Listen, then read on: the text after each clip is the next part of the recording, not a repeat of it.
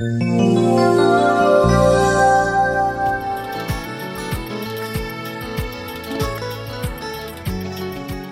ناظرین،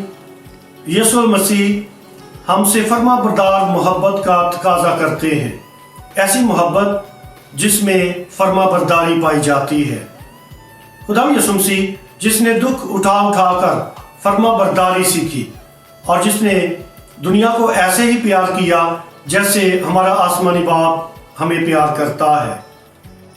یقیناً خدا یسوع مسیح ہم میں سے ہر ایک کو بہت پیار کرتے ہیں اور وہ چاہتے ہیں کہ ہم اس کے کلام پر بھی عمل کریں۔ اس لیے آج کی پاک انجیل میں خدا یسوع مسیح فرماتے ہیں کہ اگر کوئی مجھے پیار کرتا ہے تو وہ میرے کلام پر بھی عمل کرے گا۔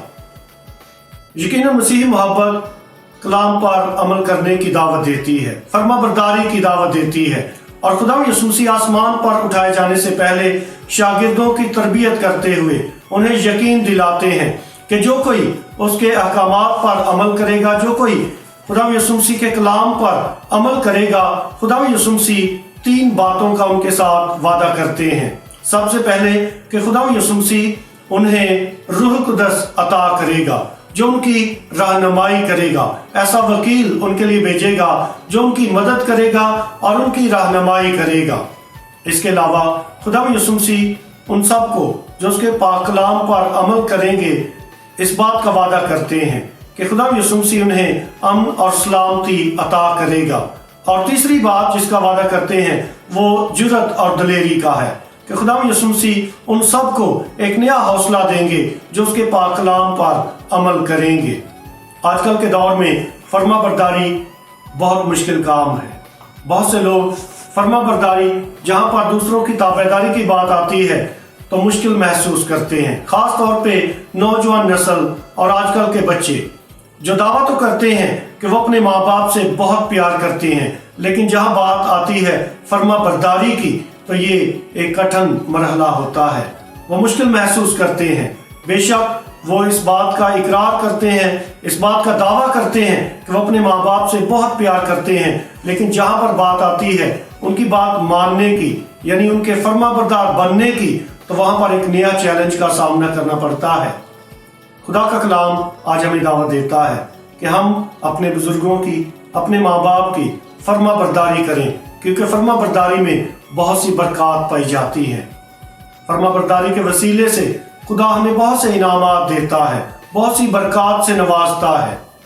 اس لیے خدا یسوع مسیح بھی ہم سے تقاضا کرتے ہیں کہ اگر ہم اس بات کا دعویٰ کرتے ہیں، اس بات پر ایمان رکھتے ہیں کہ ہم یسوع مسیح سے پیار کرتے ہیں، تو اس کے کلام پر عمل کرنا بنیادی شرط ہے۔ عزیز ناظرین، آنے والا اتوار بہت اہم اتوار ہے۔ آنے والا اتوار کو ہم یسوع مسیح کے آسمان پر اٹھائے جانے کی عید منائیں گے۔ خدا یسوع مسیح جو آسمان پر اٹھائے جانے سے پہلے شاگردوں کی تربیت کرتے ہیں، انہیں ایک نئی تعلیم دیتے ہیں کہ جاؤ اور قوموں کو میرا شاگرد بناؤ، انہیں باپ اور بیٹے اور روح القدس کے نام میں بپتسمہ دو اور انہیں سب باتوں کی تعلیم دو جن کا میں نے تمہیں حکم دیا ہے۔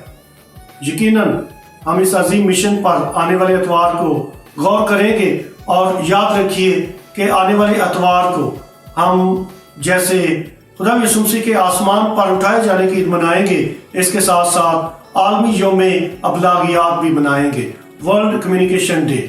اور پوپ فرانسس کے پیغام پر بھی غور و خوض کریں گے جس کا موضوع ہے سماجی نیٹ ورک کمیونٹیز سے انسانی برادری کی جانب۔ اور جو مرکزی آیت ہے وہ بھی بہت اہم ہے کہ ہم آپس میں ایک دوسرے کے اعضاء ہیں، جو مقدس پولس رسول شبیہ استعمال کرتا ہے کہ مسیح کلیسیا کا سر ہے اور ہم اس کے بدن کے اعضاء ہیں،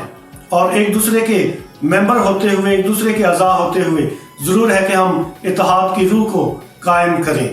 اس موضوع پر آنے والے اتوار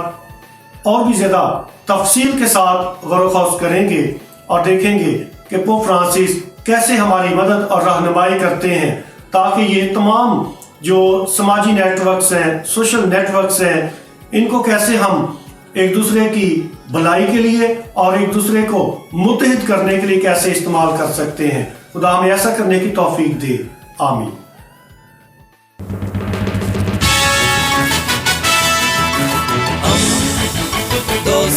का पैगंबर रेडियो वेरिटास एशिया